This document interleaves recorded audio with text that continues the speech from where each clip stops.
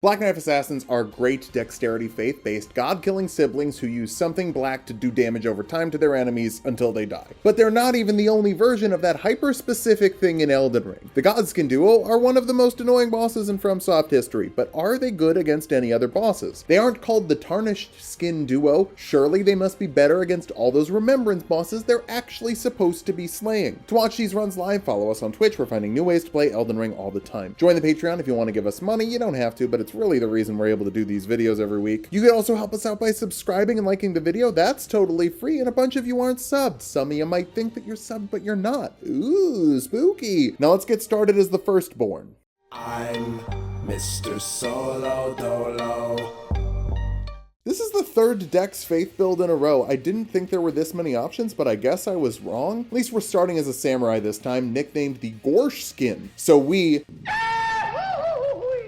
into Limgrave. Malenia is probably our mom. She was found at the base of the Erd Tree, and Radagon/Marika pumped out 3 kids with all their other partners. Seems like Malenia and Mikola probably have another sibling, and she's all about death indiscriminate. That's very gloam-eyed queen of her. More on that later. For now, let's pop Alex out of a hole. He's not really opposed to god slaying, then get the Physic Flask and make our way to the Dragon Barrel with a pickle. This is the worst that the Knights Cavalry has gone in a long time. We don't have to show all of it, mostly because it would be pretty boring, but I swear this game rolls the dice and decides if this thing is going to work right away or stall me out. Today, it stalled me out. Bummer. At least we have the starting stats we need for the first weapon. Now imagine a Godskin Apostle in Fort Height, where we avoid the Fort Knight and just get the Dectus Piece 1. Then off to Lernia, warp through, grab a key, warp back, and remember we forgot to grab the other Dectus Medallion piece. As long as you remember what you forgot, you'll never forget to remember the important things. I don't know what I'm saying, but we're in Fort Pharaoh, and that's where the other Dectus Medallion piece is. We actually make it out alive. Come on, you think I'm gonna die running errands? Other than against like the Knights Cavalry or whatever. On the Bellum Highway, someone was asking for a good route around the catapults in the chat, and I'm sorry to say, I don't have a good route. I have a great route. Go to the left, there's a rune arc, hop up that hill, and they can't shoot you. Not only is it safe, you get an extra rune arc. Altus time. A little warpy, we're on the other side of Altus in 40 minutes. If you're good at the game, you can get the first weapon here in less than an hour. I'm not very good at the game, and despite having to fight a minimum of 1 Godskin Apostle across 75-ish playthroughs, I have not gotten used to this. Or our weapon is at +0, we have less than 30 vigor, one of the two. Unsheath does break the Apostle's stance fast, but that doesn't matter when it has combos that don't technically one-shot us, but like basically do. If one hit stuns you into the next hit, isn't that just one hit? Turns out you just need a little bit of patience. Stop rushing in, and the boss is easy. Well, not easy. Manageable? Sure. Our sword does slashing damage, it has bleed. Those are both great for apostles. We just kind of poke in with a quick R1 where we can, and unsheath when we have a safe window. Sometimes we unsheath when we don't have a safe window. Then up the caboose of the rubber goose, green moose, guava juice. Then I stance break him in the phase transition to get the crit. In phase 2, he's a giant snake, birthday cake, large fries, and chocolate shake. The black flame tornado is a problem, not because it hits us. If it hits us, I think we would just die. Instead, it's just a problem because we have to run away. So while it's spinning, we can't hit it, and the stance pressure just resets. We're out of mana for unsheaths anyway, so for our big hits, we need to do charged attacks or jump attacks. Those are also pretty good. We get the bleed, no stance break, didn't need it, just one more hit, and we're done. The Godskin Peeler is ours, a funky little twin blade that's actually not a unique weapon. It's a common weapon, which means normal smithing stones, and we can infuse it. We won't, since that's not really a Godskin move, but for those watching at home, this is a pretty great bleed stick. Slower upgrades, but there are some things I would say are appealing about it.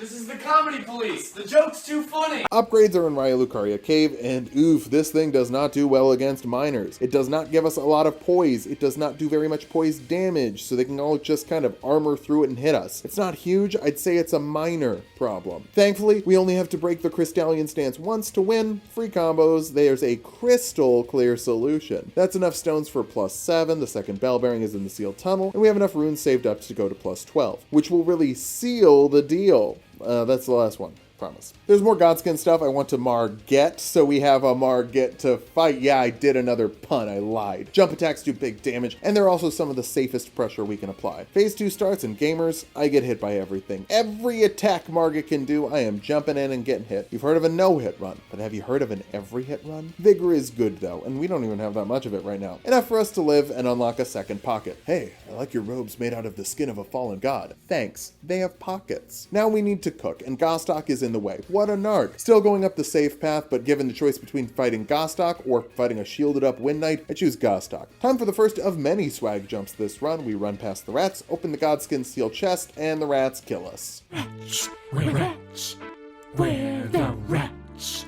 Come back and get the stuff. Forgot the runes. God damn it. Okay, go back for a third swag jump, then see how the rats like our weapon art, BFT. For those not in the know, BFT stands for Big Fucking Tornado. They don't like it. Then we convince Korn to do a little heresy and teach us some black flame spells from this cool book, Bound in Skin. Pro tip, kids, if you find a book bound in skin, read it out loud with your friends for a fun weekend. Time to farm for mana. The abandoned cave has some rot that does not touch me, not until we get to the Clean Rot Knights, a competitor for the Dex Faith build Duo Crown. Right now we're kind of just a Dex build, and thus do not have the power of Black Flame. BFT is kind of slow, so we're just gonna hit people with a stick. Works great until Finlay Jr. gets a tummy ache and insta-rots us. Oh boy, love fighting two people at the same time while rotted. First one goes down and we get right to the edge a couple of times. Seriously, look how close we got to dying to rot. I really don't know if I could drink fast enough. I make my dad proud though and throw one back. We live long enough to win the Golden Scarab. First try, just kind of sloppy. I wonder how good the BFT works on NPCs. Pretty darn good. Patches actually is a little bit better, since he has a specific counter with the tower shield poke technique. He's still getting tickled with the Black Flame, but he can use his long pole to hit the off button. The lack of poise is once again a problem, so we're just gonna kind of hit him until he surrenders, and then we hit him with the tornado. And we have Pickles now. Stacking with the Golden Scarab, I mean, come on, y'all, you know how this works, right? We're gonna get stupid overleveled and steamroll the midsection of the game. First up, Mama Dragon. Not sure if the BFT is gonna be enough damage, but oh yeah, never mind. This is so fast. Then we get enough faith to throw fireballs thanks to 2 fingers in a hole and boost our fire damage further against the putrid avatar. It's weak to fire damage, but we're not casting fast enough yet, so it ends up being better to just hit it. Or I'm just more used to the rhythm of weapon fighting than spell fighting. Boost up the seal, we need some more runes, and hey, I'm gonna want the Ritual Sword Talisman anyway. Gilka takes almost exactly 50% of her health from the BFT. What would happen if Thanos snapped twice? More leveling for the seal than another putrid avatar. I keep trying to make the spell work, but honestly hitting things is just better. After a stance break, we can put it in the tornado and watch it burn.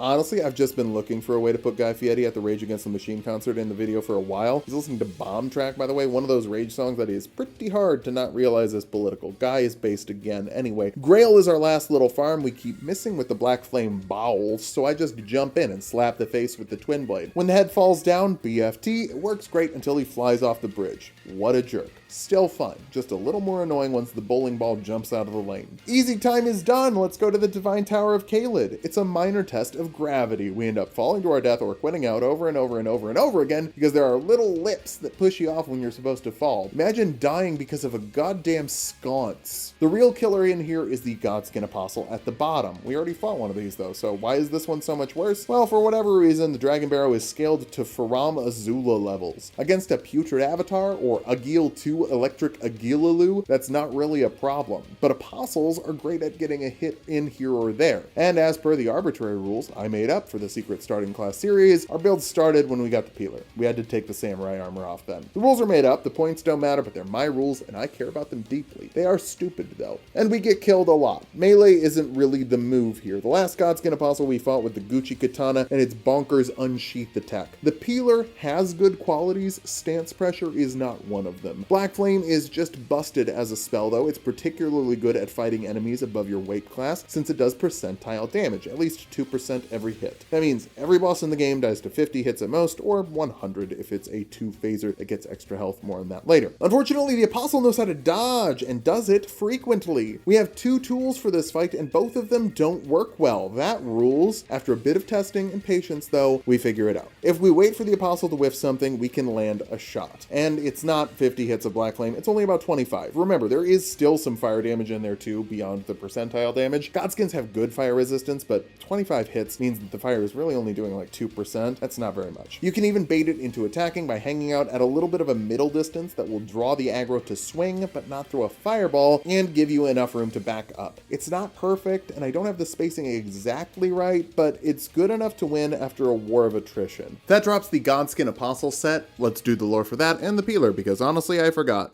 Hood made by sewing together patches of smooth skin, worn by the Godskin Apostles. The Apostles, once said to serve destined death, are wielders of the god-slaying Black Flame. But after their defeat by Malekith, the Black Blade, the source of their power was sealed away. And then for the Peeler, unique twin blade wielded by the Godskin Apostles, characterized by its disturbing design. One end features a sickle for slicing attacks, while the other boasts a widening spike for boring into flesh. Much skill is required to wield this weapon due to its asymmetric nature. Oh god, requires much skill? That doesn't sound like me. Let's go get someone to gank the rest of the game with. Supposed to get it. Feed me Seymour.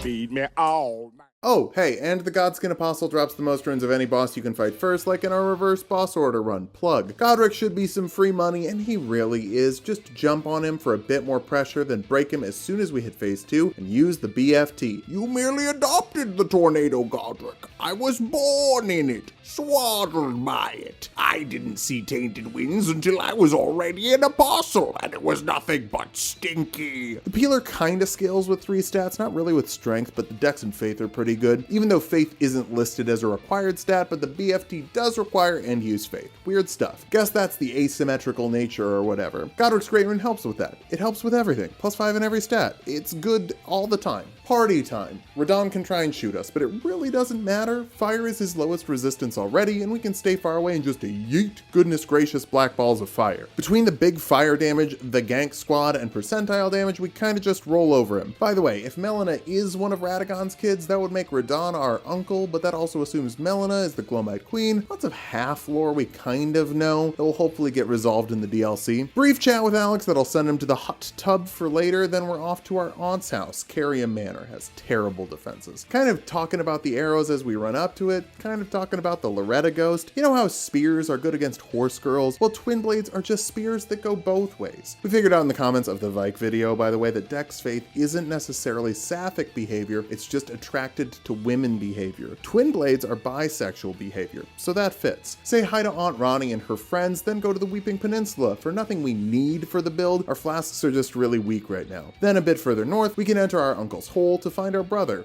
Demigod lore, kinda messed up. The Mimic does not enjoy the BFT. I'm starting to find very few things do. This Ash of War kinda rips. It's a little risky to use, and I would say it's actually weaker in the Godskin Apostle set, since the poise is really bad on that armor set. If you put this on something while you were bullgoating though, that's gonna be spicy.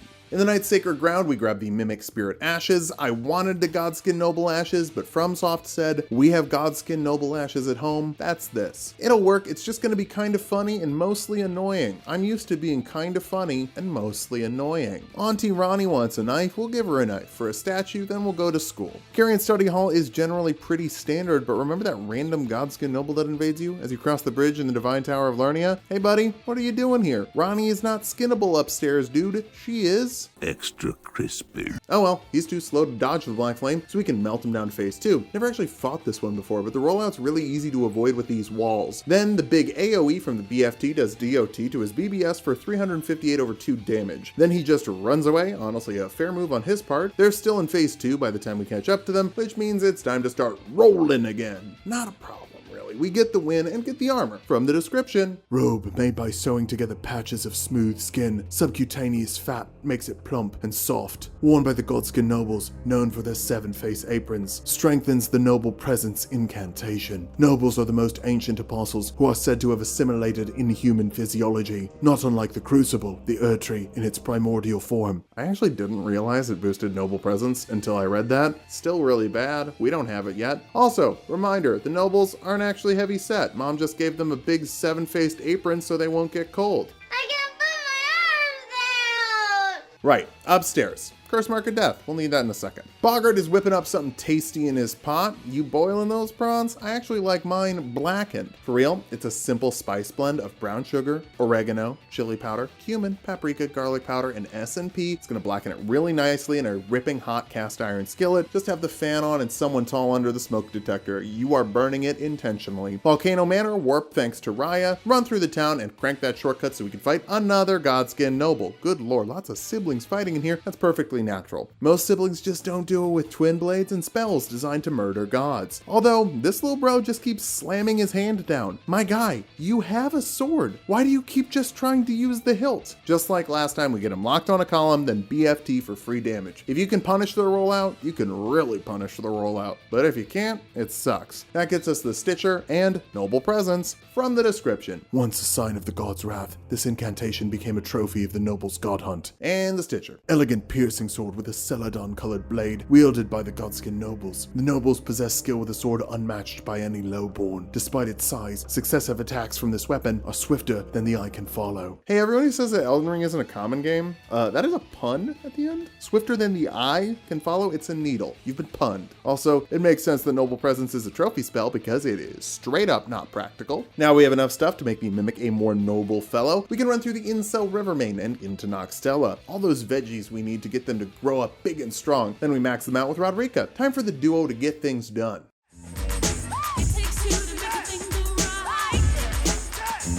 I know we just took all that time getting the Noble ready, but we actually have some bosses that'll work better as a Godskin solo. First, Dog and Raya Lucaria. This is another fight that goes sloppy, but we come out on toppy. It doesn't matter how many hits you take as long as you win. That's the sloppy toppy philosophy I found in the Godskin prayer book. Google Godskin Apostle, sloppy toppy, on your work computer to find out more. You actually don't have to fight Moongrim, just run past him and quit out. I will do this every time now. Renala gives us some bad RNG, with kids spawning all over the room so we can't one-cycle her in phase 1. Turns out, in phase 2, even though the floor is water, BFT does not care. We still just roast her up. Then, Regal Cinema Spirit. Normally we wait until later, but I just kind of wanted to round off some levels. Despite being much lower leveled than we normally are, the fight isn't much harder, just longer, with the moose dodging a bunch of fireballs to make me think we should use the twin blade. That was silly though, because committing to the balls is so much better for the moose. Look up hot moose balls on your work computer. All right, time to do a fight with the little bro. To summon him, we have to put his clothes on and summon the mimic. Let's see how that outfit looks.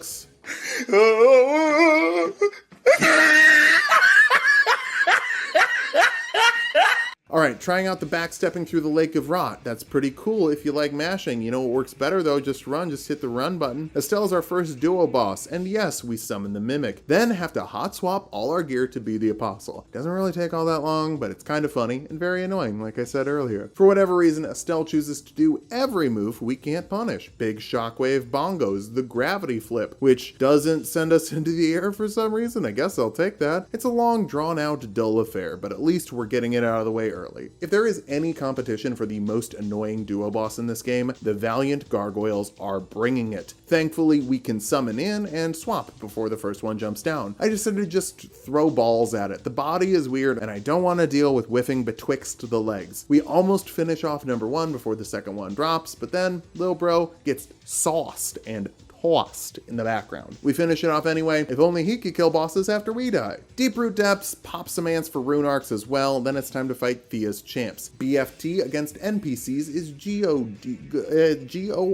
It's good. But then Lionel just wakes up and says, "Hey bro, wanna know how a pincushion feels?" and pokes us full of holes. On our next fight with him, wait, whoa, Lil Bro finish off Lionel? That counts as a win. We take those here. Since we basically had to finish the Carrion Study Hall, I figured this path to the Royal Capital would be faster than fighting the Tree Sentinel. Some of you might not know this. If you really want to, you can beat the Gargoyles and Fia champs to hit the Royal Capital instead of the Tree Sentinel. You still have to beat 2 Shard Bearers, but this could be faster if you really struggle with the Tree Sentinel or need something from the Deep Root for your build anyway. 99% of the time, this is not better. Erdtree Avatar gets cooked. The Peeler does bad against the Duelist, so I just skip it and grab the Ritual Shield Talisman. Gold free time, we bring in the Noble, then run away to change. Hey Noble, how you doing over there? Nobody wants to help me, and I'm dying. Well shoot, let's hit him with some Black Flame in the ass for kicking our brother's ass. If you mess with the Apostle's family, he's not gonna stop you, but he will spam you down from safety. Time for a whole family affair. We summon Malenia, aka our mom, against Morgoth. He might have a great rune that boosts his health, a bloody sword, and poo-poo water, but we got family. And Black Flame. Black Flame is pretty good. Noble is too stupid to stay out of tanking range, so he's the distraction while Mom keeps everyone healthy, using the life tree. Then we burn him down. Burning things kind of the family's job. And it looks like Radagon locked up the Erdtree with bark that's flammable. Time to go to work.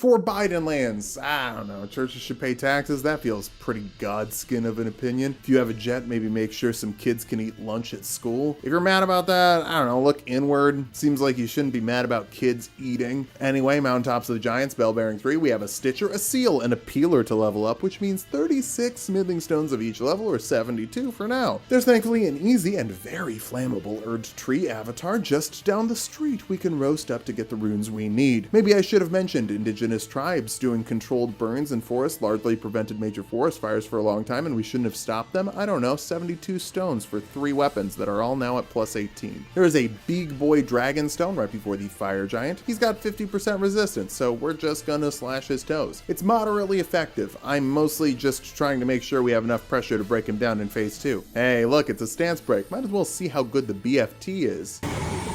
Maybe I should have just led with that. A hot spinning finish between his thighs really wraps things up quickly, which is good. Always wrap it up when you're between a stranger's thighs. Mom has to burn herself to open up the path to Faram Azula, RIP. We'll honor her legacy with so much more arson later. Remember, you can't spell arson without sun. There are 2 brothers waiting to fight us, and for once I don't summon Bernie. Honestly, it feels like this is something we gotta do ourselves. As we're changing into the apostle gear, the noble gets absolutely bodied, really nasty stuff. It's not all that bad. We get up on the pillar during the rollout, and BFT is big enough to put in work against both of them. Eventually, it goes back to a 2-on-1, and that's just ridiculous. Remember, gamers, the Godskin Noble are a miserable boss fight because Spirit Ashes are an intended way to play Elden Ring. They are much more manageable and fun with a buddy. You divide and conquer at first. If you win the race, you get to go 2-on-1, which is fun. And if your summon dies, you get aggressive and fight the Godskin before it can summon its buddy back. We did that on a Noble with a stance break, pushing it to phase 2. Then we stop the Apostle from summoning by killing it. Whole bunch of runes for proving that we are the superior set of 2, and the bell bearing, so we can drop all of those runes for 72 more smithing stones. Oh my god. We do need another few ancient dragon stones. Rumors are that Malekith is hiding out in the Dragon Barrow and calling himself Garunk. It's not even a speed bump. This guy is free. Glad he's dead. We won't have to fight him again. That's the 2nd dragon stone. Swag jump, then turn around for the 3rd one. That's all we need. While we're here, let's go somewhere else and talk to Alex. I've found that when one first enters the scalding lava of Mount Gelmir, it's not unlike one's first time with a new lava. Now he's in Faram Azula, and we can fight him for the jar shard, the 15%. None of that weak-ass 10% shit. I only get the premium Alexander jar stuff. Not sure why I went to the castle's hole next, but I did make it through without taking a hit. Pretty proud of that. Niall has goons, but they fall pretty quickly. I keep trying to hot tornado while he tries to cold tornado, but we are not a member of the Poise Boys. More of a member of the Spams Mans, just throwing some pepper balls from the back for the first Halictree piece. Have to beat an old man with a stick for the next piece, then we're heading down to the consecrated snowfield.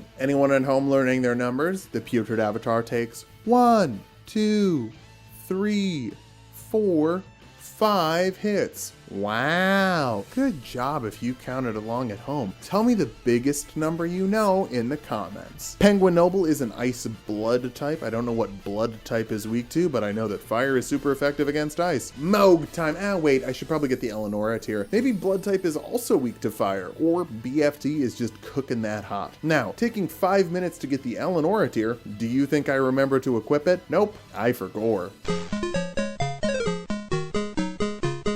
That last putrid avatar gave us a physic tier to boost our combo damage though, so we just line up on Moog's tush and start swinging. When it's phase 2 time, we gotta chug that jug. This might be a good time to point out, the Apostle set is not heavy. It's pretty weak and doesn't prevent statuses like bleed, so we are gushing left and right, but the Noble is good enough to distract Mogi while we get behind and turn on the spin cycle. First try Moog. Sloppy but successful. Now we have Blood God Skin. You want to keep the skins, don't you? Bird Run goes fine, then the Draconic 2 Sentinel, yeah, we skipped the one outside the capital, so this one gets demoted. It's really not that bad. I was worried it would be a problem, but it really is fine. Now, Malekith has been set up all over the Godskin lore, apparently besting Mom. From the description of the Godslayer Greatsword, sacred sword of the Glomide Queen who controlled the Godskin Apostles before her defeat at the hands of Malekith. The black flames wielded by the Apostles are channeled from this sword. Obviously, this This is gonna be a rough fight. Actually, it's gonna be super easy, barely an inconvenience. Yeah, so like, did they just not have the BFT when they fought this dude last time? Because we knocked Malekith down in phase 2, then BFT, and the fight just kind of ends. Maybe Mom had like a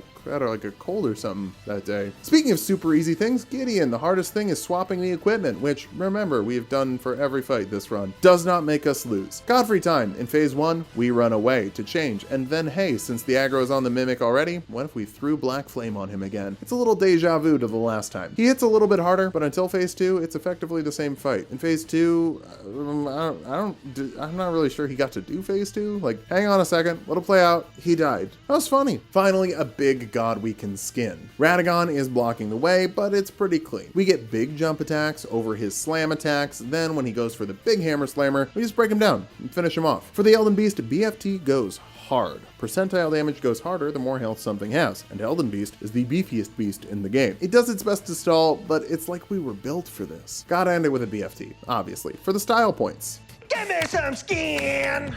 God of Blood is dead. God of Tree is dead, but let's work a bit of overtime to make sure we have all the skins we need.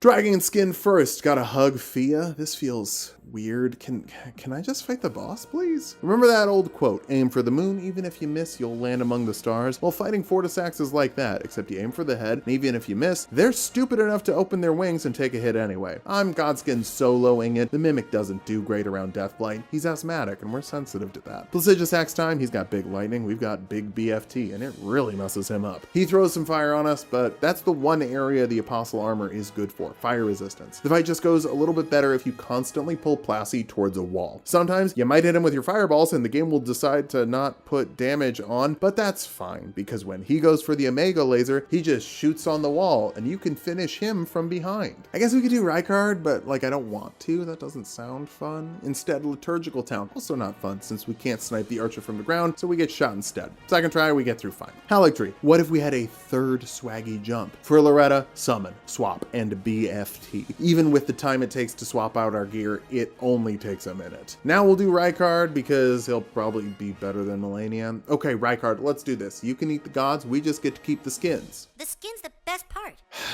Fine, here we go. Did I do any planning? Nope, we're just raw dogging it with Black Flame and seeing if it works. It already kinda doesn't. You can't lock onto Rykard's massive body, only his twisty monster water wiggle ass head. So it's best to free aim your Black Flame. That doesn't even get us to phase 2, so now we have to hop into the magma and slap it with the twin blade. Remember when I said our fire resistance was actually pretty good? Yeah, so it kind of goes fine. Till phase 2. Then Rykard's body is wrong and you can't hit parts of it. Maybe he has a bunch of scar tissue on his tummy from sitting in lava all day. Either way, I am getting those skins. Not this time though. We get pushed into a wall and the camera has a little trouble. What is going on? We need something strong enough to make us immortal. A mother's love. That's way down in the Spirit Caller cave and is being blocked by another Godskin duo. Didn't I kill you already? Noble does bad against the Apostle, but then the Noble does bad against the Apostle and we win. Now we'll fight Rykard with our Godskin swaddling cloth from the description. Sacred cloth of the Godskin Apostles, made from supple skin sewn together. Successive attacks restore HP. The glow-eyed queen cradles newborn apostles swaddled in this cloth. Soon they will grow to become the death of the gods. Yeah, the twin blades have great combos and our fire resistance goes crazy, so we do completely fine as long as we don't get hit with the attacks. Only one boss left. We die just as much on the way there, trying to backstep like everyone suggested through the waterfall, but doing that just kind of turns us the wrong way and we get ganked by spiders. I'm gonna try a new technique of just walking forward and not dying like I always have because this area isn't a problem. I don't know why people keep telling me how to do it. I just walk forward and it's fine. Dragon Crest Great Shield Talisman will give us 20% more physical defense, and now it's time for Malenia. The Noble tanks, we throw Black Flame in the back. It goes great, brings us to phase 2, and we run out of blue juice. Die. Come back with the proper amount of Pepsi, and it goes even better in phase 1. The Noble even has some health left for phase 2. Oh my god, she's already using the onion again? That's free damage. Sure, she has higher resistances, but the Black Flame does percentile damage, so guess what? We don't care. That's all Membies at 6 hours and 49 minutes, 41 bosses, and 26 deaths. Twin blades are good, BFT freaking rips, and the Black Flame spells are amazing. Really, hot swapping is the most annoying part of this build, and you don't have to do that at home. The Mimic would literally be better if we did not do it, because the Godskin Peeler is better than the Godskin Stitcher, and it wouldn't have to use Noble Presence. It would just be so much better. Check this build out. To watch these runs live, follow me on Twitch. We find new ways to play Elden Ring all the time. Join the Patreon to support the channel. It's the best place to do that, and make sure you're subscribed so you don't miss the next video.